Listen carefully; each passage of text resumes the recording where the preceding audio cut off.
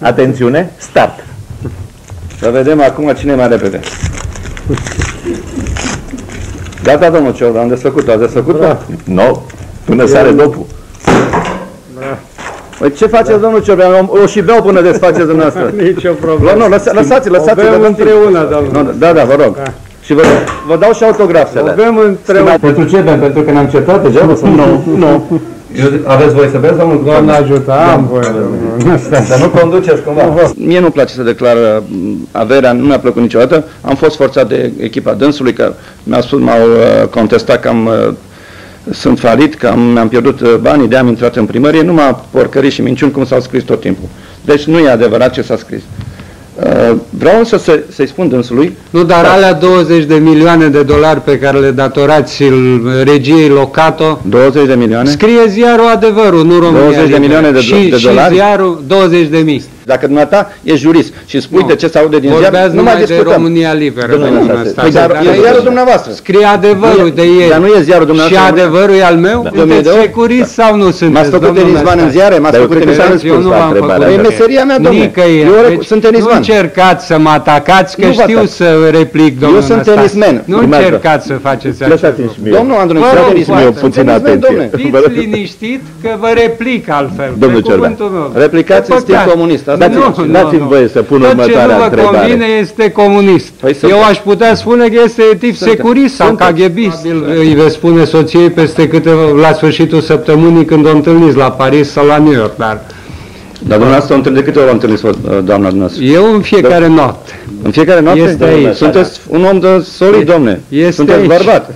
În fiecare noapte se întâmplă? Este aici. Bravo, m-am învățat foarte mult. Dar nu m-am învățat foarte mult. M-am învățat de primul să respect, pentru că l-am câștigat greu. M-am învățat să-l investesc ca să-mi vină înapoi. Și deci educația mea a început în momentul când am început să câștig acești bani. Cred eu că am reușit foarte bine. E un echilibru bun pentru mine, pentru că mi-am lăsat studiile adevărat mai mult pentru familia, vă spune, pentru că eram 7 acasă. Cum veți putea conduce primăria când sub conducerea dumneavoastră la sindicat s-a distrus patrimoniul GSR de care s-a ales praful și pulberea? O simplă remarcă apropo de faptul că... Nu să recunoască, vă spun. În această, nu, eu voi recunoaște tot ce e de recunoscut, domnul Năstase.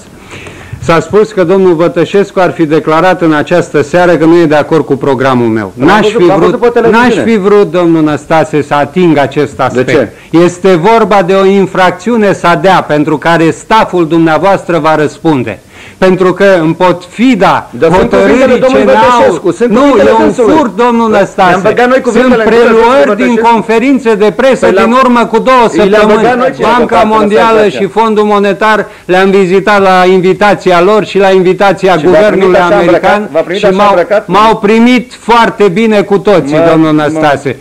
Dumneavoastră v-au primit așa pletos? E păcat, domnul Năstase, ar fi cazul să... Voi locuim în București, la casa care o am și care stau acolo de 25 de ani, tot într-o cameră, să știți, că dacă are mai multe camere, 3-4 tot ca dânsul, o să stau într-o cameră și într-un pat. Lângă soție, eu nu sunt ca dânsul, nu sunt atât de... nu mănânc, nu știu ce mănâncă dânsul ca să în fiecare seară să întâmple treaba asta.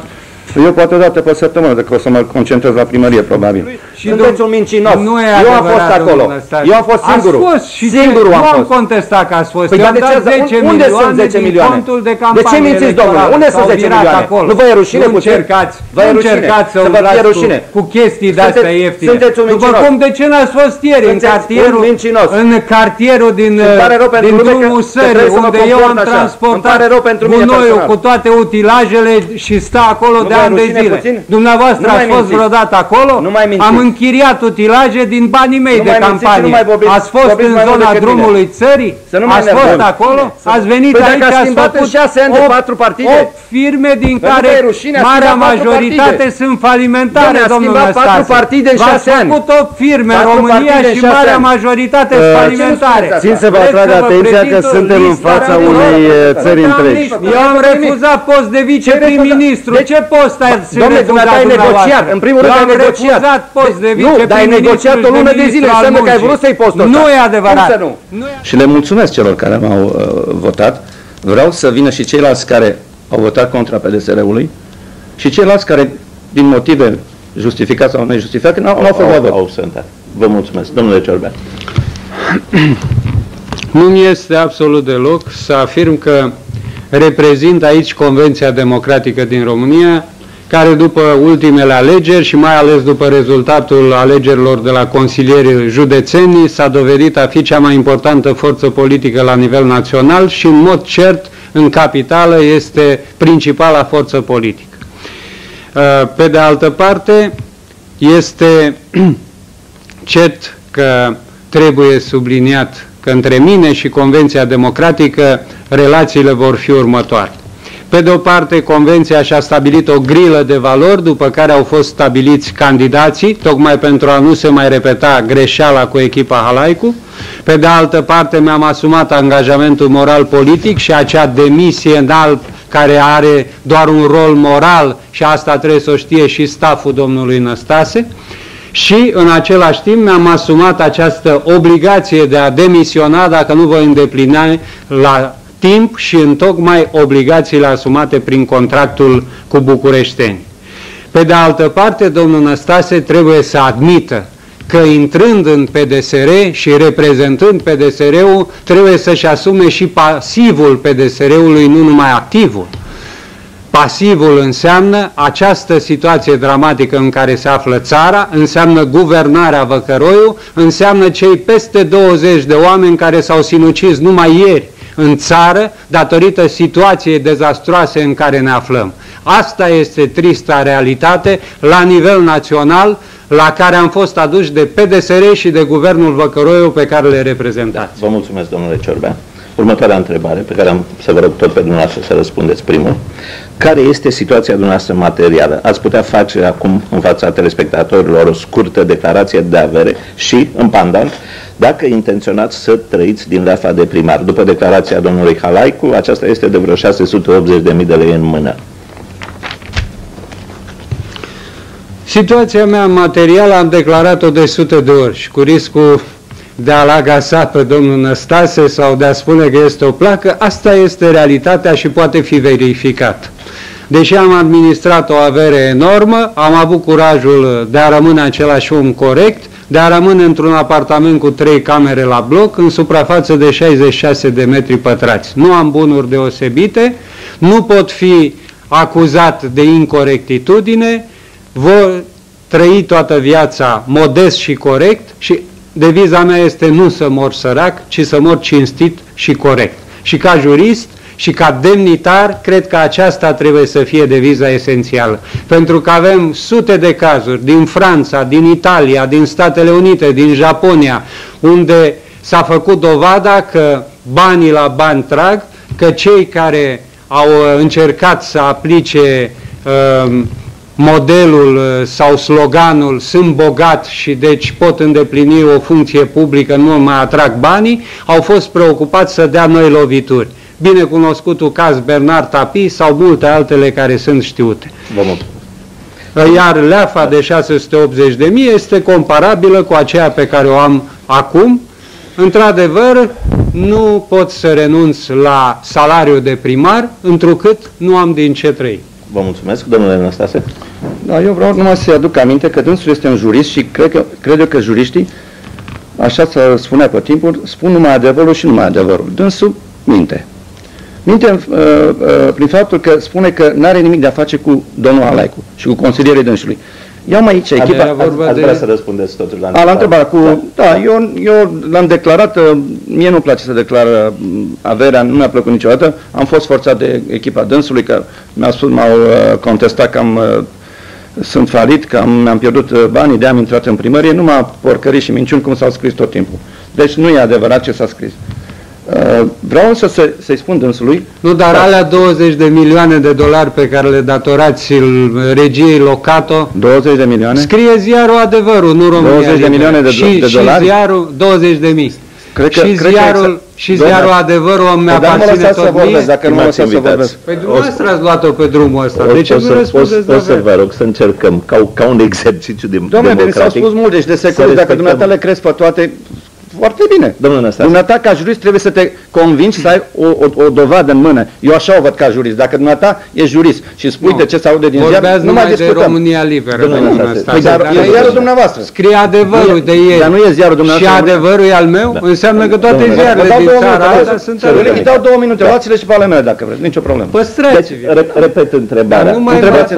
Veți intenționa să trăiți din lafa de primar? Doamne, nu am nicio... Eu vreau să o dau la o fundație, lafa mea, nu o să trăiesc din acești bani. Sper că și dânsul să poată participa la aceste fundații, pentru că sunt necesare în România. Nu știu, după dânsul nu-l interesează probabil. Următoarea întrebare, pe care am să vă rog tot pe dumneavoastră să răspundeți. Care este starea sănătății dumneavoastră, având în vedere că ați trecut printr-o perioadă de efort intens, iar în calitatea în care veți câștiga... iertați-mă. În eventualitatea în care veți câștiga alegerile, vă așteaptă o perioadă de și mai intens efort. Ați fost vreodată examinați din punct de vedere psihic? Nu am fost niciodată și sunt poate puțin surprins că mă întrebați pe mine. Cred că nu, e întrebarea comună. Pentru amândoi. Toate întrebările. Eu n-am fost niciodată bolnav, am fost în firele mele totdeauna, n-am avut problemă, n-am fost handicapat, n-am intrat niciodată la spitalul numărul 9, n-am făcut scanere. Repet, întrebările sunt comune. Da, eu vă dau un răspuns. Eu vă dau răspunsul. Domnule Ciorbea?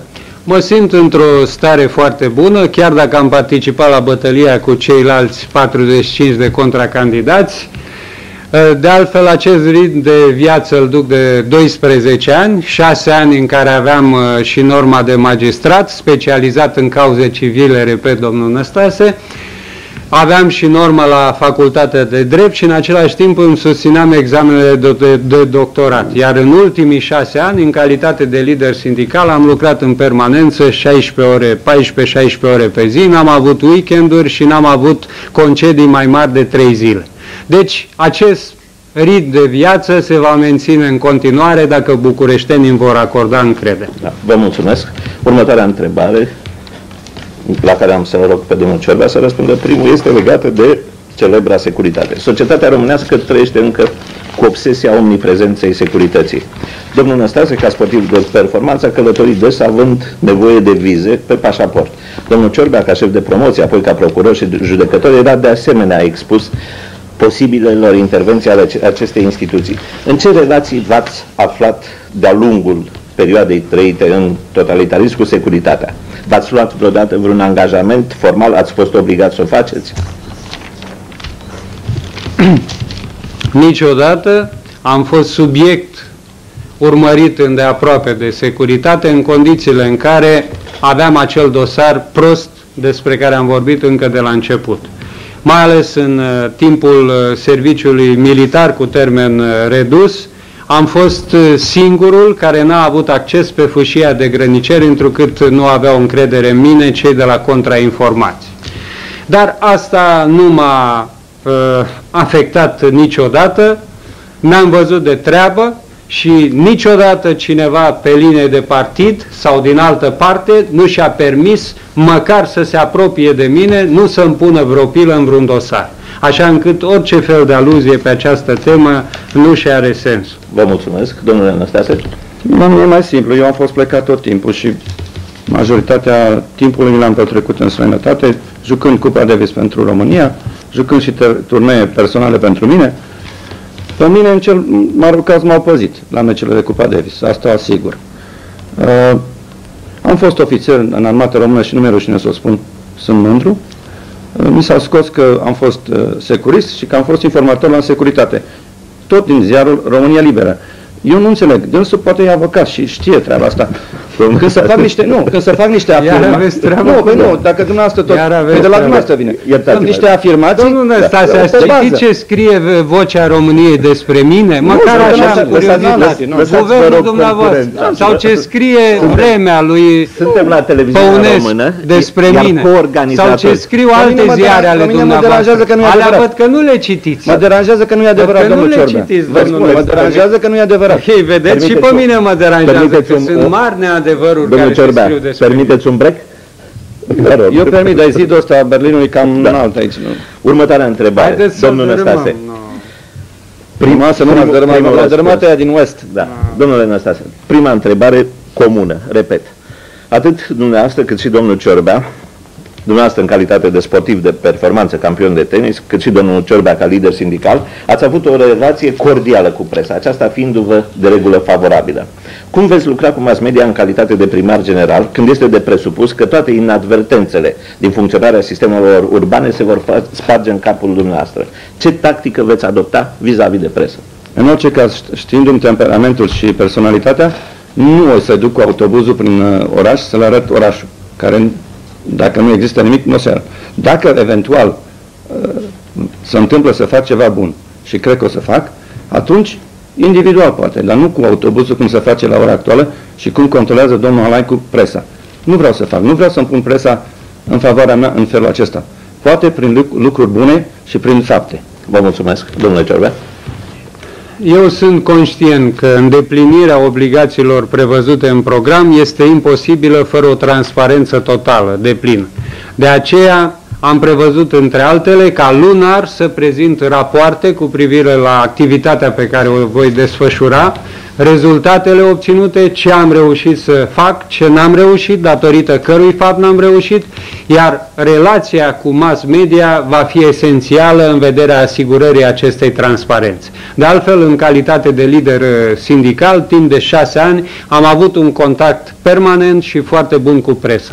Spre deosebire de domnul Năstase, care are aceste relații, inclusiv acele dispute bine cunoscute cu o reprezentantă a mass mediei pe care ați tratat-o cum ați tratat-o. Stimați domn. Dar asta e treaba presei și a dumneavoastră. Domnule procuror, domnule procuror, vă rog. Domnule major sau colonel, iertați-mă că nu vă știu. De la 14 ani am orare de procuror. S-a marcat, m-a marcat. Colonel sau general ce-ți fi, probabil că ați fost avansat între timp. Stimați invitați, iertați-mă. permiteți-mă, sunteți procuror sau nu sunteți? Credeți-mă că urmează o chestiune. M-ați făcut tenisman de 1000 de ori? Sunteți securist sau nu sunteți? M-ați făcut tenisman în ziare? M-ați făcut tenisman în Eu nu v-am făcut. E meseria mea, domnule. Sunt tenisman. Nu încercați să mă atacați, că știu să replic, domnul Năstase. Eu sunt tenisman. Nu încercați să faceți acest lucru. Domnul Andrei, puțin atenție. Fiți liniștit că vă replic altfel. Domnul Ciorbea, replicați în stil comunist. Dați-mi voie să pun următoarea întrebare. Tot ce nu vă convine este comunist. Eu aș putea spune că este de tip securist sau KGBist. Domnul Ciorbea, domnul Năstase, vă rog să mai mi-acordați puțin atenție, nu mai e mult, credeți-mă. Următoarea chestiune este un test. Domnul Ciorbea, să presupunem următoarea situație. Prin radio vi se anunță, sunteți primar general ai capitalei. Prin radiotelefon vi se anunță o avarie la CET Sud și vi se cere avizul pentru o intervenție. Altfel urmând ca 2 cartiere să rămână în frig. La ușă este un secretariat, așteaptă ambasadorul american care vă face o vizită nu doar de curtoazie, iar prin telefon de acasă soția vă anunță că s-a spart o țeavă la baie. Cum reacționați? În ce ordine? Cum rezolvați această situație? O posibilă situație de acest gen. Cred că este o întrebare aproape retorică. Este evident că prioritatea va fi aceea de a mă ocupa de avarie și de a soluționa cât mai grabnic problema în cauză. Atât întâlnirea cu reprezentantul ambasadei americane, cât și discuția cu soția pot să aștepte până în momentul în care voi rezolva problema respectivă. În ce ordine? Deci, ordinea va fi avaria, în al doilea rând întâlnirea cu reprezentantul ambasadei, care va înțelege foarte exact această cauză de forță majoră, care mă va face să-l amân câteva ore, și apoi discuția cu soția, care va putea fi și în momentul în care mă întorc acasă, la miezul nopții sau după miezul nopții. Asta este, dar e o relație veche și soția înțelege de foarte mult timp acest lucru. Nu știu cum va fi în cazul domnului Năstase. Dar de ce spuneți în cazul meu? Păi va fi mai simplu pentru că probabil îi veți spune soției la sfârșitul săptămânii când o întâlniți la Paris sau la New York, dar dumneavoastră de câte ori o întâlniți doamna dumneavoastră? Eu în fiecare noapte. În fiecare noapte? Este aici. Sunteți un om de solid, domne. Sunteți bărbat. Și în fiecare noapte se întâmplă? Este aici. Bravo, domne. Nu asta. Eu când vin din Occident, în primul rând voi verifica dacă este adevărat. pentru că așa se întâmplă, nu știu. Și nu-mi permit eu să mă duc personal. Eu îmi trimit cineva care să pricepe, în primul rând, să verifice și să ia măsurile necesare. Simplu. A doua operațiune? Nu mai am înțeles a doua operațiune. Ambasadorul american care vă așteaptă la ușă? Să aștepte. Da. E în regulă. Spuneți-mi ceva. E vorba de prieteni. Fiecare avem prieteni până într-un anumit moment al existenței noastre. Credeți că în noua calitate vă veți putea păstra prietenii actuali? Eu deja un prieten, dar nu l-am pierdut. A plecat la domnul Ciorbea, domnul Caramitru și domnul Arșinel. Eu îi credeam prieten, că prietenia la mine e de durată lungă, așa dacă prietenii mei mă lasă că vreau să candidez la primăria Bucureștiului și vreau să astup niște gropi și să scot gunoiul, înseamnă că se întâmplă ceva neobișnuit în țara noastră. Domnule Ciorbea? Mă bucur că în sfârșit domnul Năstase începe să înțeleagă gafa mare în care a fost atras. Eu continui să cred în marele tenismen, în marele sportiv. Nu mai sunt tenismen, domnule. Și continui să regret în continuare faptul că ați fost atras în această cursă de către PDSR. Atitudinea unor oameni, cum sunt domnii Caramitru, Arșinel și alții, se datorează acestei înfieri a dumneavoastră de către PDSR și a folosirii dumneavoastră de paravan pentru a se ascunde în spatele dumneavoastră marele scandaluri de corupție din ultimii ani. În ce mă privește, îmi voi păstra acei foarte puțini prieteni pe care îi mai am, datorită ritmului de viață pe care l-am menționat. Deci nu sunteți cu partidul, sunteți singur. Ultima Eu întrebare. sunt cu Convenția Democratică, da? Și nu mi-e rușine să recunosc acest lucru. De ce nu spuneți? Spun tot timpul. N-ați spus-o în întrebarea. Nu, dar întrebarea asta nu Timpul primei reprize se apropie de sfârșit. Mai avem exact 2 minute în care aș vrea să procedăm la următoarea chestiune. Aș vrea ca domnul Ciorbea să-i pună o întrebare domnului Năstase, iar domnul Năstase o întrebare că tot domnul Năstase vrea să-mi pună mereu. Nu, tragem la sort. În ordinea în care am alternat răspunsurile. Poți să-i pun o întrebare? Nu. Da. Eu aș pune o întrebare mai degrabă cetățeanului decât candidatului la primăria Capitalei. Domnia sa a spus adesea că a fost impresionat și cele mai solemne momente, îl înțeleg, le-a resimțit atunci când a ascultat imnul național de zeci, sute și sute de ori chiar. Dacă vrea să ne spună 2-3 strofe din imnul național. Păi s-a schimbat, doamne, imnul național. Tocmai de aceea. Dumneavoastră le știți? Spuneți-ne asta nou. Păi spuneți-ne dumneavoastră întâi, ca să le repetăm împreună. Nu le știu, doamne, nu le știu, exact. E în regulă. Domnul Năstase, întrebarea pentru domnul Ciorbea. Eu vreau să întreb, dânsul i-a spus o întrebare mai devreme și a spus că dânsul nu are nimic de a face cu echipa lui Alaicu. Dar consilierii dânsului sunt aceiași de la primărie. Și vi citesc. Deci care este întrebarea, domnule Năstase? Întrebarea este dacă dânsul acceptă că are aceeași echipă ca și a domnului Alaicu. Domnule Ciorbea? Aș vrea să fac 2-3 precizări. Păi nu spuneți, da sau nu, da sau nu. Da, dați-mi voie. Nu, da sau nu, domne. Nu cu da și nu, Păi nu, păi da, uitați. Păi eu vă răspund cum vreau eu, nu-mi impuneți dumneavoastră. Păi dar eu am o hârtie cu toți consilierii dumneavoastră. Domnul Năstase, și eu am o hârtie cu consilierii dumneavoastră. Știți câți aveți din vechea gardă? Domnul Hoțulete, domnul Dumbrăveanu, domnul Voiculescu, domnul Gabrea și așa mai departe. Și știți cine este domnul Gabrea? Știți cine este domnul Gabrea, arhitectul șef și omul din staful dumneavoastră electoral, omul de care se leagă cele mai multe afaceri de corupție săvârșite în ultimii ani în materie de sistematizare în București. Și este în staful dumneavoastră. Dar în ce mă privește am un mare avantaj. Dar nu le-am inventat eu, domnule, uite, nu le-am inventat eu. Acea posibilitate de a-i destitui dacă nu-și fac treaba și faptul că au semnat acea obligație față de cetățeni. Dumneavoastră nu aveți această Cum să-i destituiți dacă i-a spus dumneavoastră? Nu aveți această Uitați, domne, lista. Uitați, de ce nu citiți? De ce nu citiți? De ce nu vă citiți pe dumneavoastră în frunte cu domnul Gabrea? Vă citesc. Domnul Gabrea este arhitectul șef al Capitalei. Nu e reclamă, domnule, e un adevăr. De ce să nu spunem? Stimați domn, dați-mi voie. Sunt și ai dumneavoastră, vi-am renunțat. Ce în frunte cu Gabrea. Domne, uitați-vă la lista asta, e adevărat sau? Eu v-am pus o întrebare, da sau nu? Domnul Năstase, și eu v-am pus altă întrebare. Recunoașteți că Gabrea este unul din consilierii dumneavoastră face parte din staff, v-ați lăudat cu el și ați săvârșit cele mai mari potlogării în București în materie de sistematizare. Vorbiți mai mult ca mine asta, mă bateți la vorbă, mă bateți, n-am ce să vă spun. Stimați invitați, vă mărturisesc sincer, ați fost procuror de pe timpul, mă bateți, trebuie să recunosc. Eu nu spun că ați fost procurist, dar... Domnul Ciorbea, la vorbă mă bateți, n-am ce să fac. Domnul Năstase, mă ascultați un moment. Vă cer permisiunea să mă retrag din scenă, sunt epuizat. Vă rog, ați terminat. Urmează pauza. Sper că nu și pe ascultători.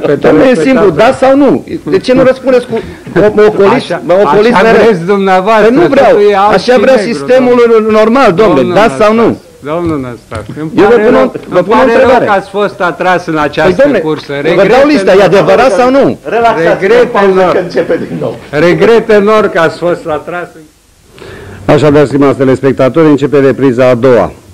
Repriză care în cea mai mare măsură va aparține, în sensul că, așa cum v-am anunțat, dumneavoastră ne-ați trimis mii de telefoane în ultimele 2 zile, mii de întrebări pe adresa celor 2 candidați. Propun celor 2 candidați mai întâi să punem întrebări punctuale, când adresate unuia, când celuilalt, iar spre finalul acestei reprize să punem întrebări adresate ambilor candidați. Așadar, în cele ce urmează, telespectatorii au cuvântul. Pentru că Octavian Andronic a început cu domnul Ciorbea, o să încep cu domnul Ilie Năstase. Cum considerați că veți putea ocupa postul de primar general cu studiile dumneavoastră? Întrebarea aparține domnilor Udrescu, Mitrache, Iliescu și Ionescu Valeriu. Cred că nu are nimic de a face cu educația mea care am primit-o în Occident, educație care am început să o am în momentul când au venit niște bani. Cred că aici e toată treaba. Noi discutăm de tot felul de treburi, dar până la urmă tot la bani ajungem. Eu cred că în momentul când am început să fac acești bani, a trebuit să mă dezvolt ca persoană și ca om de afaceri. Și m-a învățat foarte mult. Banul m-a învățat foarte mult. M-a învățat în primul rând să respect, pentru că l-am câștigat greu. M-a învățat să-l investesc ca să-mi vină înapoi. Și deci educația mea a început în momentul când am început să câștig acești bani. Cred eu că am reușit foarte bine. E un echilibru bun pentru mine, pentru că n-am lăsat studiile adevărat, mai mult pentru familia, vă spune, pentru că eram 7 acasă, tata nu prea câștiga și trebuia să alerg, să dau mingile, să pot aduce un ban acasă. Deci nu mă feresc să spun treaba asta. Sunt foarte mulți în țară oameni care au 7, 9 clase, 5 clase, 4, dacă sunt considerați oameni și care merg la lucru și au o meserie, în toată lumea sunt. Nu mi s-a pus întrebarea asta nici măcar o dată de presa străină, de 40 de ani. Vă mulțumesc, domnule Năstase. Domnule Ciorbea, Vara Dumitru crede că doar golanii, în ghilimele necesare, sunt cei care îi sprijină pe domnul Ciorbea. În acest caz, îl vor ajuta să scoată gunoaiele de pe străzile Bucureștiului? O scurtă remarcă în legătură cu răspunsul domnului Năstase. Înțeleg că răspund și la întrebare, dar vedeți că mă provocați? Este vorba de acest cult al banilor pe care îl înțeleg. Însă și nu am nicio remarcă în legătură cu studiile. Nu mă interesează acest aspect. Însă mă întreb, cum s-au întrebat și alți contracandidați și probabil cetățenii capitalei, cum de, având acest cult al banilor, ați investit circa 3,5 milioane de dolari în primul tur și de unde și cum veți recupera această sumă, pe seama cetățenilor capitalei sau cum? În ce privește sprijinul golanilor, dacă este vorba de simpatizanții și de membrii Convenției Democratice și ai forțelor democratice din opoziție, care reprezintă imensa majoritate în capitală și care constituie în același timp majoritatea absolută în Consiliul General al Capitalei, evident că mă bucur de acest sprijin și sunt mulțumit că l-am, întrucât pe baza acestei majorități absolute în Consiliul General al Capitalei voi putea pune în aplicare program. Vă mulțumesc. Domnule Năstase, Oprescu Cezara, Ion Ioniță, Tudorel Neagoe, Ionescu, lista este foarte lungă. Susținătorii dumneavoastră sunt țiganii care amenință liniștea Bucureștiului. Cum vi se pare amenințarea lui Mădălin Voicu? Eu nu cred că este adevărat. Eu nu sunt de acord cu această situație. Declarația a fost făcută publică. Dar n-am făcut declarația. Nu dumneavoastră. Nu știu, nu consider această declarație a domnului Mădălin o declarație normală. e declarația dânsului personală, nu a fost declarația mea. Pentru bunul și pentru liniștea Bucureștiului, cred că ar fi mai bine să nu se mai facă astfel de declarații. Vă mulțumesc. Domnule Ciorbea, dacă Ionescu Elena întreabă, dacă susține că e onest, de ce nu s-a încadrat în specialitatea dânsului, acolo unde este nevoie de dreptate? Nu pot să nu fac o remarcă legată de declarația lui Mădălin Voicu. Este un șantaj politic inadmisibil și e bine cunoscut că acest personaj este foarte apropiat de PDSR, pe care, din păcate, domnul Ilie Năstase îl reprezintă. Este adevărat că reprezintă o grupare minusculă și că foarte multe alte grupări ale romilor au declarat că nu sunt de acord și că se desolidarizează de un asemenea șantaj politic. De ce nu m-am încadrat în profesie? Am fost în permanență în profesie și ca magistrat și în calitate de cadru didactic, ca lider sindical jurist, am contribuit, cum spuneam, la punerea bazelor noului drept sindical, la noi legislații a muncii și la încheierea primelor contracte colective la nivel național din istoria mișcării noastre sindicale. Vă mulțumesc, domnule Ciorbea. Am zis de asta, domnule, acum 20 de ani acesta. Domnule Năstase. Acum 20 de ani contracte de muncă la nivel național. Domnul Năstase, nu faceți confuzii de astea, că nu exista așa ceva. Cum vorbiți? Nu exista așa felul de a vorbi, domnul Ciorbea. Vorbiți mai... Iar nou drept sindical n-a existat. Auziți? Am preluat modelele din Statele Unite, din Europa Occidentală și am elaborat proiecte de legi noi care stau la baza activității sindicale. Nu vi l-ați scris pe toate. Nu, eu îmi scriu întrebările, domnul Năstase, n-am nevoie să-mi scrie alții răspunsuri. Dați, vă rog frumos, lăsați că vorbește mereu prea mult. Îmi dați voie, da? Da. Cum comentați dumneavoastră, domnule Ilie Năstase, că în lupta pentru ocuparea postului de primar general sunteți susținuți de partidele comuniste extremiste și de etnia țiganilor? Așa sună întrebarea. În același fel cum dânsul e susținut de domnul Bătășescu și ceilalți. În același fel. Foarte scurt răspunsul, da? Întrebare pentru domnul Ciorbea. De ce mizați și cu ce garantați voturile PD-ului? Pentru că este normal ca toate forțele democratice din opoziție să acționeze unit, mai ales acum când PDSR-ul și foștii săi sateliți și-au dat arama pe față și în cadrul alegerilor locale privitoare la capitală. Declarațiile de susținere ale PRM-ului și ale PSM-ului sunt foarte clare în această privință, susținere față de domnul Ilie Năstase.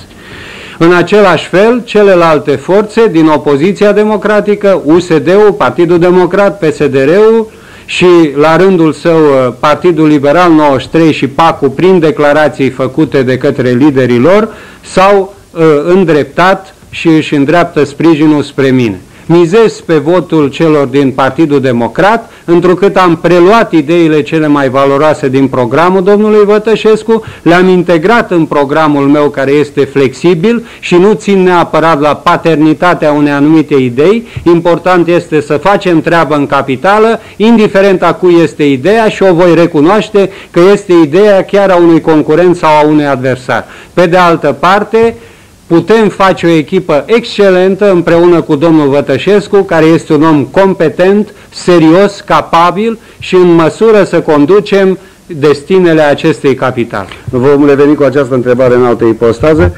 Domnule Năstase, sunteți întrebat ce veți face pentru tineri și pensionari. Deci pentru categoriile...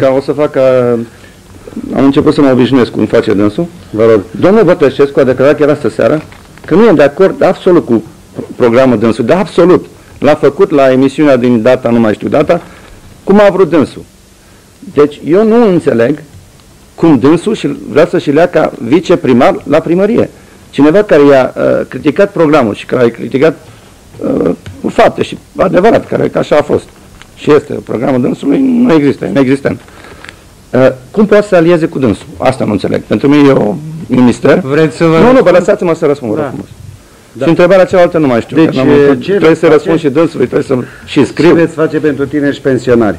E cam pentru greu, categoriile defavorizate. În orice caz, promisiunea care l-a făcut domnul Ciorbea, eu nu pot să le fac pentru că sunt niște gratuități care nu pot și nimeni în lume, ideea e foarte bună. Dacă se poate face, ideea e foarte bună. Pentru tineri aș reface toate bazele care există de tenis, de basket, de sport, de ce vreți dumneavoastră, și n-aș face ca dânsul care a lăsat toate casele de cultură, tot ce a existat pentru tineri, să cadă și să fie mizeria care sunt la ora actuală. Vă mulțumesc. Îmi place, domnul Năstase, este foarte scurt și foarte eficient. În ce vă privește, domnule Ciorbea?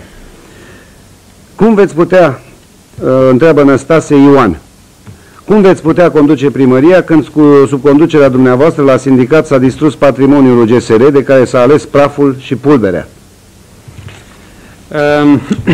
O simplă remarcă apropo de faptul că... recunoască, în această... Nu, eu voi recunoaște tot ce e de recunoscut, domnul Năstase. S-a spus că domnul Vătășescu ar fi declarat în această seară că nu e de acord cu programul meu. N-aș fi vrut, domnul Năstase, să ating acest aspect. De ce? Este vorba de o infracțiune SADEA pentru care staful dumneavoastră va răspunde. Pentru că în potfida hotărârii CNA-ul... Nu, e un furt, domnul Năstase. Sunt preluări din conferințe de presă din urmă cu 2 săptămâni, ceea ce contravine exact. Asta ați făcut și cu clipul meu pe care l-ați folosit fără acordul meu, domnul Năstase. Nu dumneavoastră, staful dumneavoastră. Staful dumneavoastră, cei care vă bagă în asemenea greșeli, să folosiți clipul unui om împotriva lui, să-l mâzgăliți tot, știți că este o interdicție, știți că este interdicția clară a CNA-ului și că asta este o infracțiune și că ați folosit declarația domnului Vătășescu dintr-o conferință de presă sau dintr-un post de televiziune de acum 3, recunoașteți, de acum 3 săptămâni. Păi n-aveți dreptul, domnul Năstase, ultimele declarații ale domnului Vătășescu sunt foarte clare, că mă sprijină pe mine, că ideile dânsului s-au integrat în programul nostru, iar ceea ce a făcut staful dumneavoastră este o infracțiune. Vor răspunde, domnul Năstase, rețineți acest lucru. Dar v-a spus clar că nu e bun programul. Ați auzit? Foarte mult să băgat noi vorbele în gură. Această infracțiune trebuie menționată. Eu n-am vrut să atac acest aspect. Păi le-am băgat vorbele în gură, domnul Vătășescu. Nu aveți dreptul să folosiți imaginea, chipul și vorbele unui om fără aprobarea lui. Fără aprobarea lui nu aveați dreptul. Eu vă înțeleg că dumneavoastră nu știți legislația română, dar staful dumneavoastră în frunte cu guvernul o știe. Și e păcat că încalcă CNA-ul. Măcar nu mai continuați, că citim din hotărârea CNA-ului privitoare la acest aspect. E foarte clar. Nu aveți dreptul să folosiți cuvintele unui om și mai ales clipul unui om fără aprobarea lui. Să vă fie foarte clar, domnul Năstase.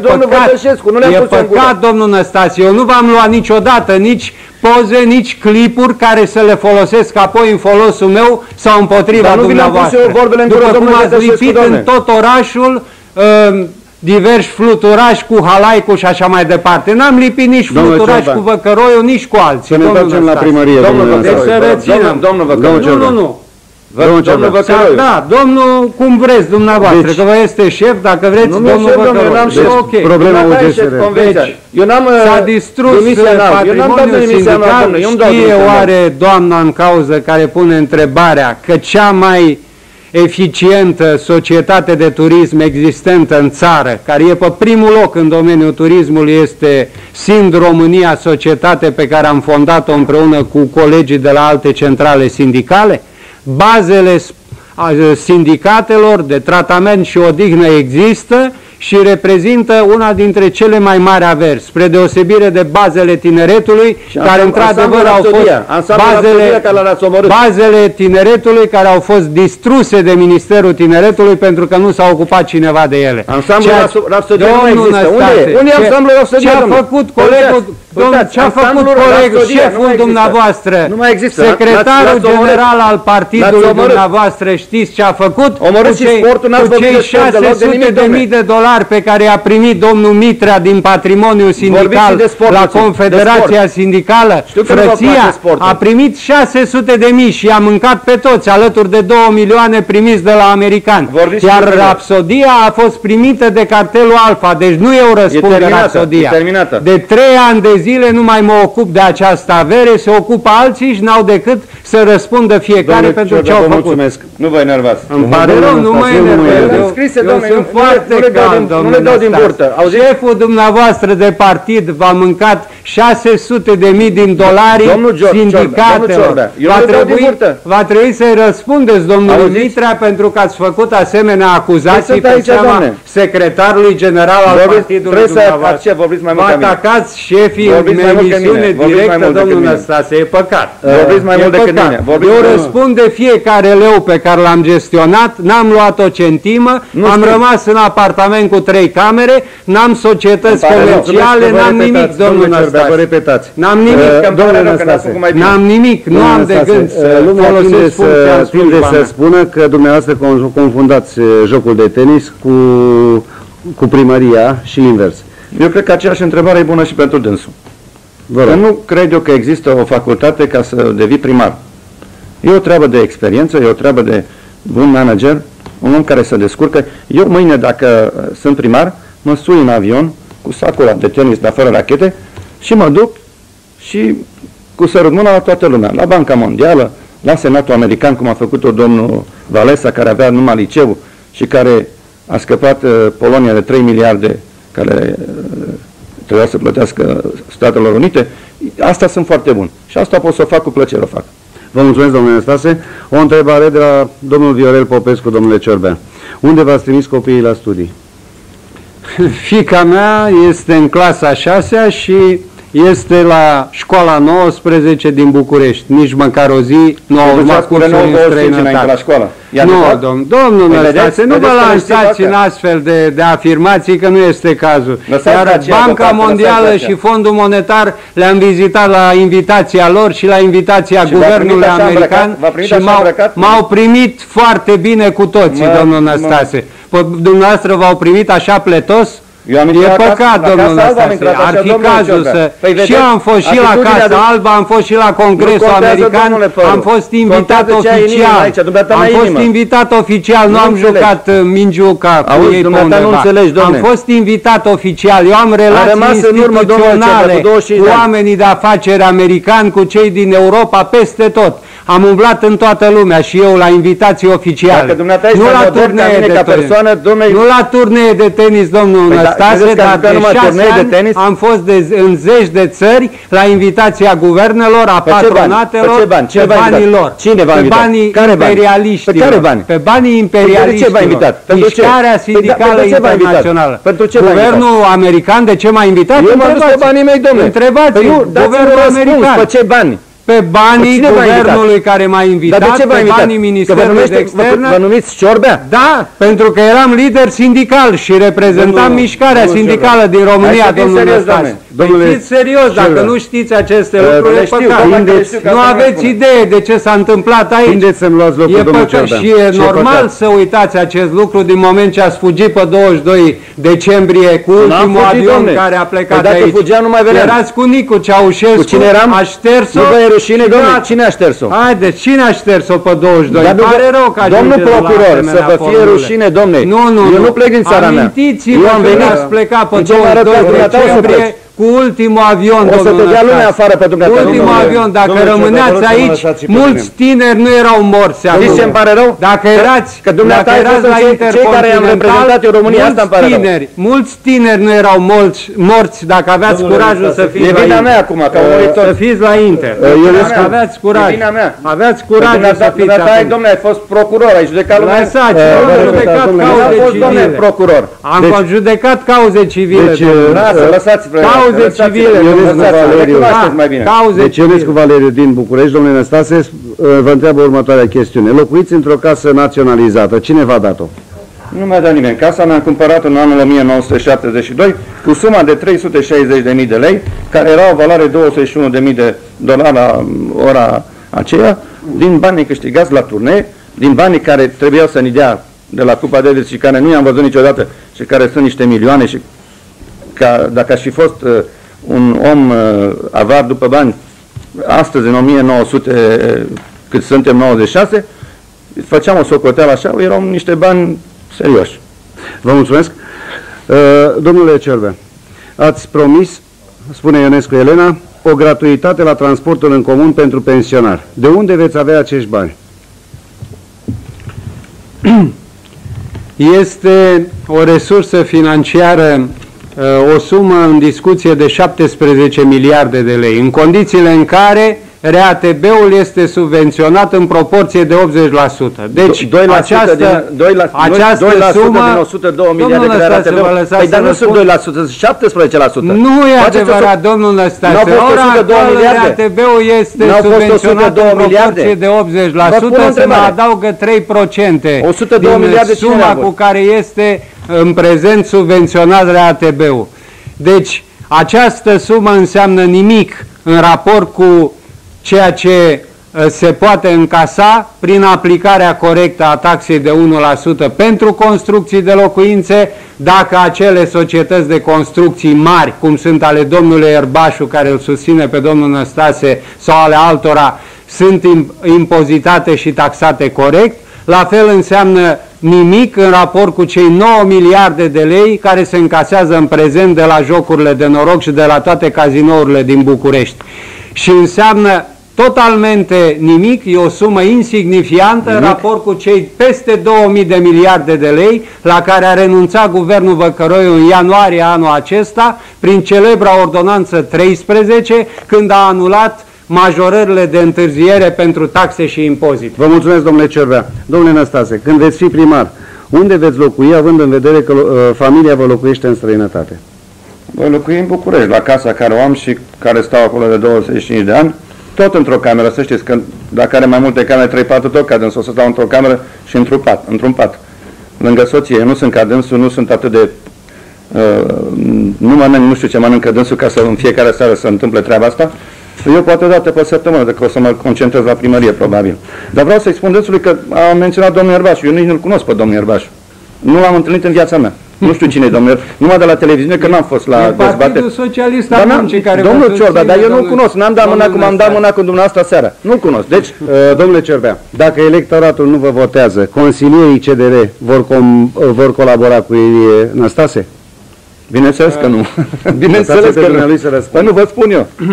Nu, vreau doar să spun că domnul Năstase uită cea de-a doua casă pe care a obținut-o prin hotărâre judecătorească, dând afară și pe proprietarii și pe chiriași. Dacă om vă dau dumneavoastră, bine, vreți să vă fac cadou? Vă fac cadou, că nu am. Dar vă fac cadou dacă vreți. Hotărârea judecătorească domnule, plecăm de aici și vă fac cadou. Legat de consilierii, nu știu de ce vorbește. Există hotărâre judecătorească definitivă. Vă fac cadou, bine? O știți foarte bine. Dar vă dau cadou dacă o am. Bine, domnul Năstase. Poate domnul privitor la consilierii spuneți de domnul Caramitru care au răcat. Fără îndoială că acești consilieri au fost aleși prin votul de la 2 iunie de către marea majoritate a cetățenilor capitale și evident că au fost aleși pe baza unui anumit program. Deci ei vor fi dispuși să pună imediat în aplicare un anumit program care este binevenit pentru această capitală, pentru scoaterea ei din criză, mai ales că acest program e extrem de flexibil și încorporează toate ideile valoroase ale contracandidaților, inclusiv ale celor care fac parte din grupul memoriei electorale, adică a celor care au luat 1000 sau 10.000 de voturi pe care domnul Năstase i-a ignorat. N-ați venit să semnați acel document și nici dumneavoastră n-ați venit la cei care s-au ars 12 case. Hai să luăm pe asta, domnule. De ce n-ați venit în Colentina, unde au ars 12 case? De ce n-ați venit acolo? Am dat 10 milioane din amărâta mea de campanie electorală. Nu e adevărat, domnul Năstase. Am dat 10 milioane. În fața Bucureștiului sunteți un mincinos. Eu am fost acolo. Eu am fost singurul. Singurul am fost. Nu am contestat că ați fost. Păi dar unde sunt 10 milioane? De ce mințiți, domnule? Unde sunt 10 milioane? Nu vă e rușine puțin? Nu încercați să umblați cu chestii de-astea ieftine. După cum de ce n-ați fost ieri în cartierul din drumul sării, unde eu am transportat gunoiul cu toate utilajele și stă acolo de ani de zile. Dumneavoastră ați fost vreodată acolo? Am închiriat utilaje din banii mei de campanie. Ați fost în zona drumului țării? Ați fost acolo? Să vă dau ocazia. Să nu mă enervați. Domnule Ciorbea, domnule Năstase.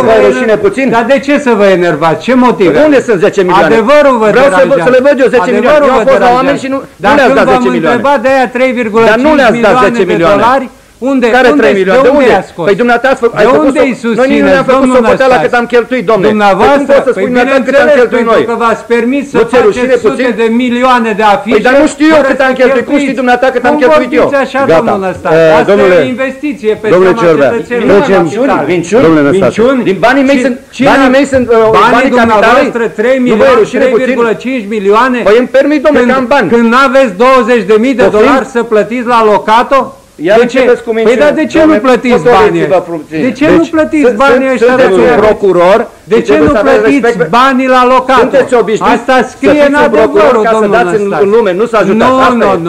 Nu încercați să o faceți. Eu de 6 ani mă lupt pentru oamenii ăștia. Dumneavoastră ați lipsit, ați stat prin Statele Unite și în alte părți.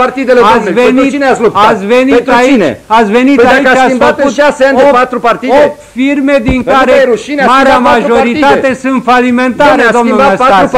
V-ați făcut 8 firme în România și marea majoritate sunt falimentare. Țin să vă atrag atenția că suntem în fața unei țări întregi. Lista firmelor dumneavoastră, marea majoritate sunt falimentare, domnul Năstase. Aici sunt firmele cumitare, bine? Uite firmele astea, eu n-am nicio firmă. Vă prezint de la Registrul Comerțului și toate fiecare firme pe care domnule Ciorbea, domnule Năstase. Marea majoritate sunt falimentare, domnul procuror. Potoliți-vă, vă rog. Stimați domni, suntem în fața țării și a întregului București care așteaptă să voteze ceva. Eu n-am ce pierde, domne. Eu am venit să pun numărul. Dumneata vrei să-i puterea.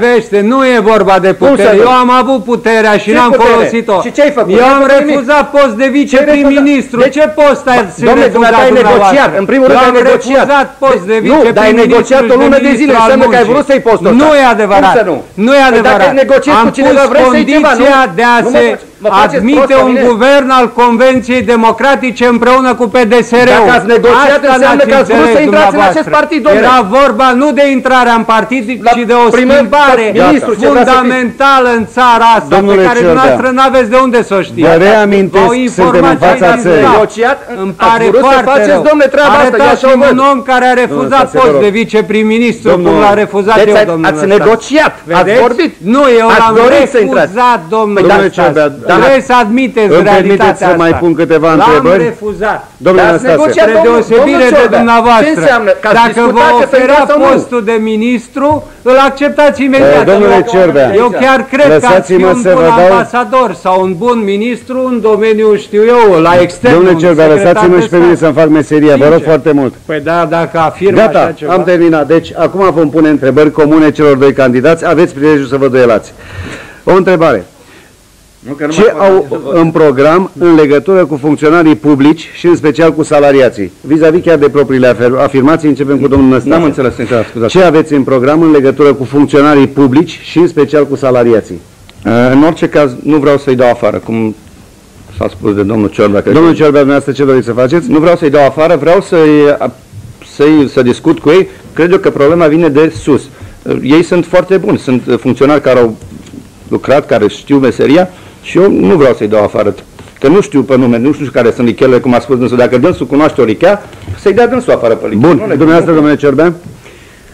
Sunt singurul care am un capitol consacrat bătăliei împotriva birocrației și a corupției.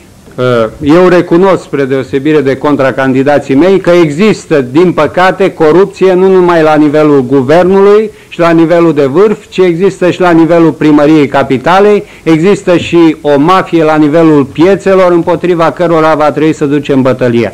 Cei incompetenți vor pleca în urma unei atestări severe pe post, cei corupți, ca magistrați știu foarte bine, pe măsură ce se va face dovada corupției. Dar odată făcută această dovadă, voi fi inflexibil și voi merge până la capăt. Vă mulțumesc, domnule Ciorbea.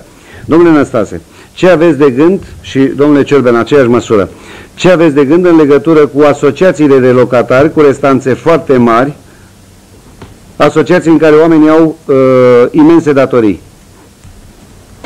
Trebuie să merg de la caz la caz. Eu nu știu cine are mai mult, mai puțin, n-am studiat treaba asta, nu știu. Domnule Ciorbea? Eu am o îndelungată colaborare și cu Uniunea Națională a Asociațiilor de Locatari, cu care am încheiat chiar și un document de colaborare în urmă cu mai multă vreme și am susținut proiectele lor de legea locuințelor, care din păcate a fost adoptată de Senatul dominat de PDSR și de majoritatea actuală, fără să se țină seama de revendicările celor de la UNAL. De asemenea, există o metodologie care se referă la noile asociații de locatari, ce a fost totalmente ignorată până acum și mă gândesc la modalitățile în care ar putea fi aprobată, măcar pentru capitală, de către viitorul Consiliu General al București. Vă mulțumesc. Tot o întrebare comună. Ce au de spus cei doi candidați despre apropiatul transfer al exploatării metroului la primărie și ce au de gând să întreprindă pentru urgentarea realizării celor două racorduri? Cred că ideea e bună, dar nu văd de ce trebuie să mergem pe dedesubt, să facem, să săpăm și asta. Eu cred că un metrou afară ar fi mult mai rentabil, mult mai ușor de circulat, pentru că ne omorâm cu ani să săpăm și nu ajungem nicăieri. Metroul e foarte bine să ajungă în toate țările mari, în afara orașelor, metroul merge pe deasupra. Nu văd de ce trebuie să-l facem să... Un răspuns, domnule Ciorbea? Din păcate, se știe că în prezent metroul este Metrorexul, mai exact, este o regie subordonată direct guvernului și nu primăriei capitalei. Și datorită acestui fapt există foarte multe disfuncții, metroul își stabilește orarul său.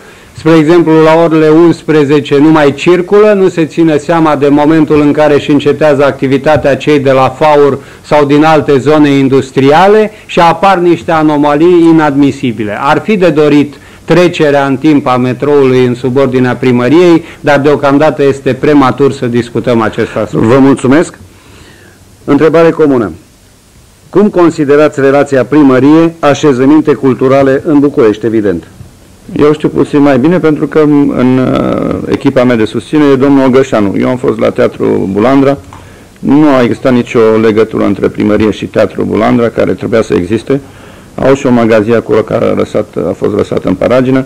Nu s-a ocupat absolut de nimic de teatre și, aș spune, sport, învățământ în București, primăria din București. Eu aici o să fiu cel care să intru mai tare, asta este domeniul meu și care vreau să ajut foarte mult. Domnule Ciorbea? Mă bucură faptul că domeniul domnului Năstase este cultura. E o ironie? Nu, și în stafful meu, sincer, mă apreciez acest lucru. Pot spune că în stafful meu sunt foarte mulți și mai ales în comitetul de sprijin sunt foarte mulți membri ai Uniunii Scriitorilor, ai Uniunii Artiștilor Plastici, ai Uniunii Arhitecților, ai Societății de Arhitectură, acest comitet fiind condus de prietenul domnului Năstase sau fostul prieten, domnul Caramitru, bine cunoscut țări întregi.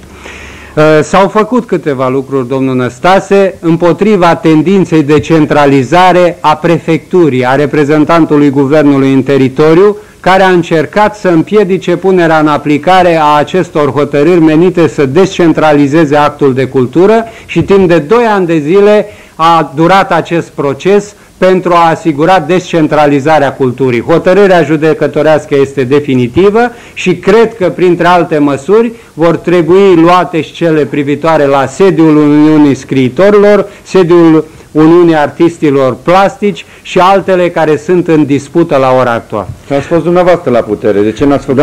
Dacă mi este permis, timpul este măsurat deja. De cine? De artiști? Nu, au fost atacate de prefect în contencios administrativ. Și noi, locuitorii Bucureștiului, știm ce se întâmplă în jurul nostru. Stimați telespectatori, vă mulțumim pentru miile de telefoane pe care ne-ați trimis. Mai avem o unică întrebare comună pentru cei doi candidați înainte de ultima probă. Așadar, domnule Năstase și domnule Ciorbea, ce considerați că nu a făcut vechiul primar și de ce? Este ultima întrebare a emisiunii. Mie îmi pare rău că domnul Alaicu nu a făcut absolut nimic și nu vreau ca dânsul să dea vina numai pe guvern. Dânsul a apărut mai mult ca oricine dintre noi toți candidații la primărie la televiziune. să ne explice de ce n-a făcut nimic. Asta e o greșeală enormă. M-am simțit foarte mic când dânsul la urmă i-a pus doamna de la, nu știu, la ProTV, i-a pus întrebarea așa, acum ce o să faceți, domnule Alaicu? Eu sunt inginer constructor și o să construiesc case. Dar nu i-a pus întrebarea, pentru cine construiește aceste case? Vă mulțumesc. Domnule Ciorbea. Au existat și acele piedici indiscutabile din partea prefecturii, care și-a permis să atace aproape toate hotărârile în contencios administrativ din partea guvernului, s-a mers chiar la arestarea unui primar, până la urmă s-a dovedit că toate aceste măsuri au fost abuzive. Dar de la bun început am precizat că nu voi fi nicio clipă continuatorul echipei Halaicu și nu voi acoperi niciuna din greșelile săvârșite de acesta sau de echipa sa. Și tocmai de aceea am menționat în contractul cu bucureștenii capitolul privitor la lupta împotriva celor corupți, iar curățenia o vom face de sus în jos, fără a evita nicio persoană implicată. Vă mulțumesc, domnule Ciorbea, vă mulțumesc, domnule Năstase. Stimați telespectatori, marea finală se apropie de încheiere. Mai urmează în această clipă o ultimă probă. Colegul meu, Octavian Andronic. Stimați telespectatori, stimați invitați, ultima probă este o probă practică. Am să invit pe colaboratoarele noastre să intre în cadru.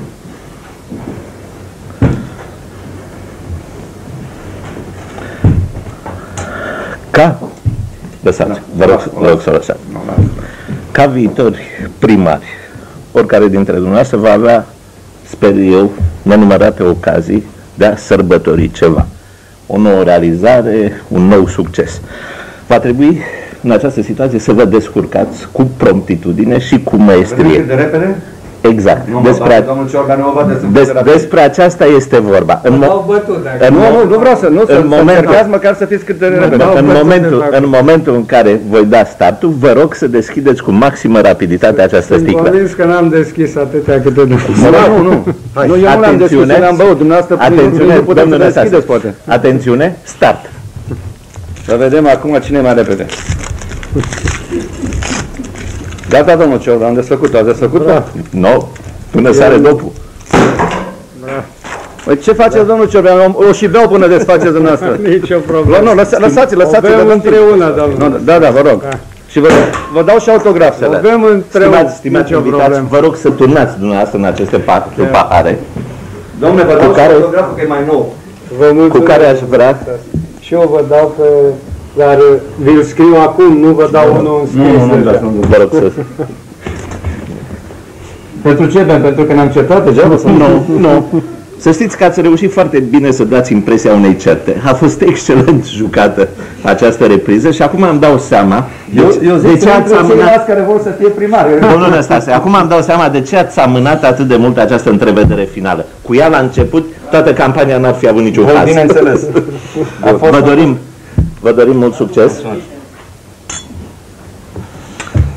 Aveți voie să beți, domnul? Doamne ajută, am voie. Să nu conduceți cumva. Stimați telespectatori, pe fondul acestei probe ultime a marii finale, noi să urăm succes celor doi candidați și dumneavoastră ați analizat, ați ales, urmează ca duminică să vă prezentați într-adevăr cu toții la urne și să votați. Colegul meu, Octavian Andronic, va face încheierea cuvenită. Stimați telespectatori, din acest moment, între domnii Ciorbea și Năstase și funcția de primar general al capitalei, nu se mai află decât un singur obstacol, votul dumneavoastră. Suntem însă siguri că veți face tot ce vă stă în putință pentru a-i ajuta să-l depășească, participând la votul de duminică. Vă mulțumim pentru atenția cu care ne-ați urmărit.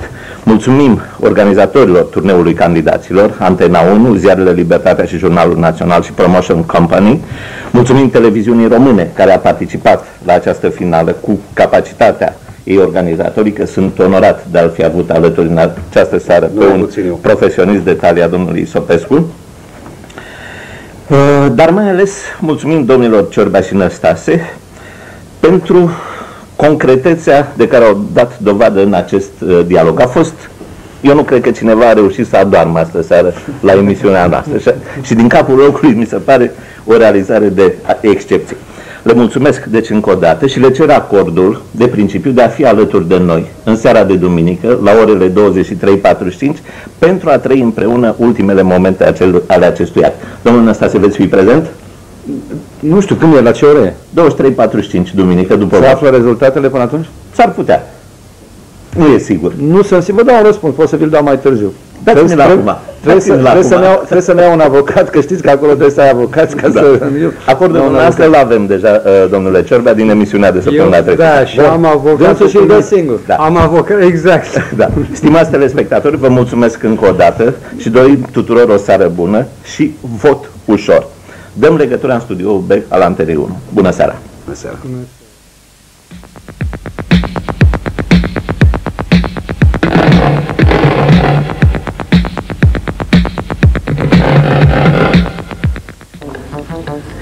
Duminică 16 iunie sunt alegeri.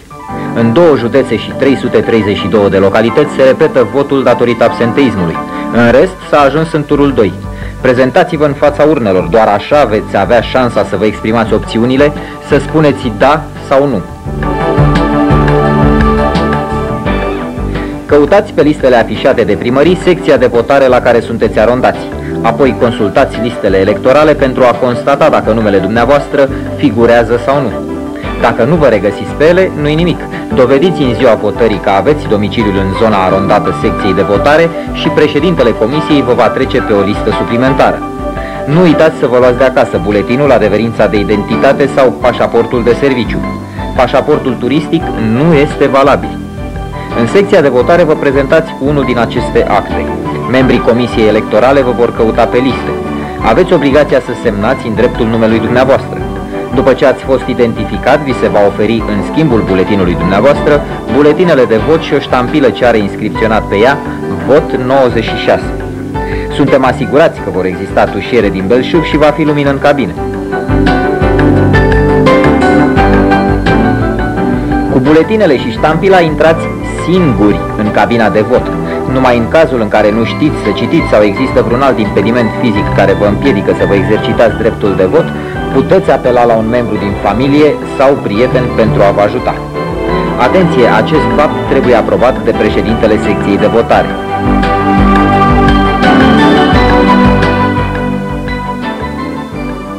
Urmăriți atent toate numele și sigla fiecărui candidat.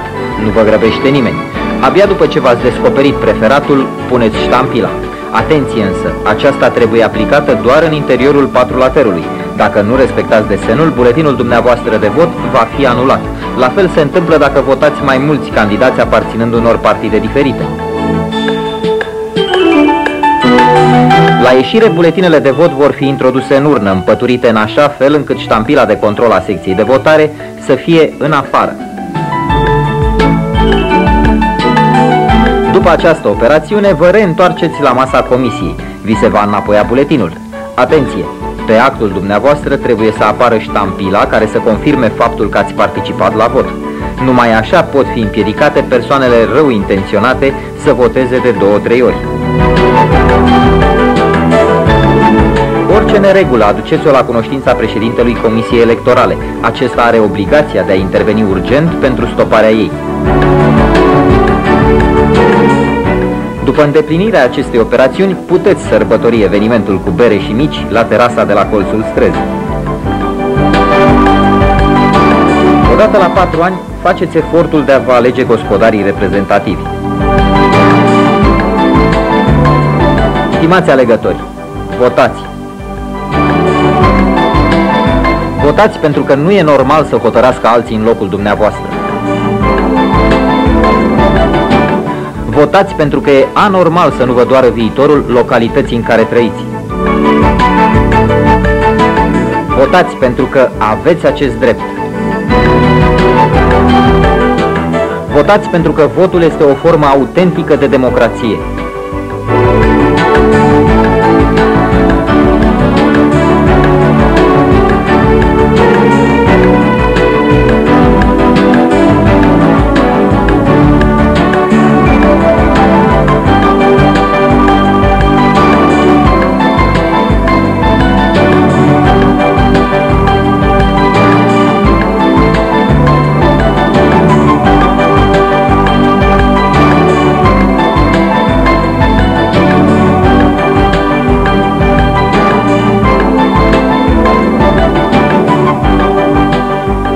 Hai la vot!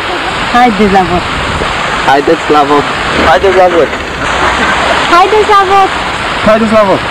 Haideți la vot! Dacă doriți o schimbare, veniți la vot! Fraților, haideți la vot! Haideți la vot, fraților!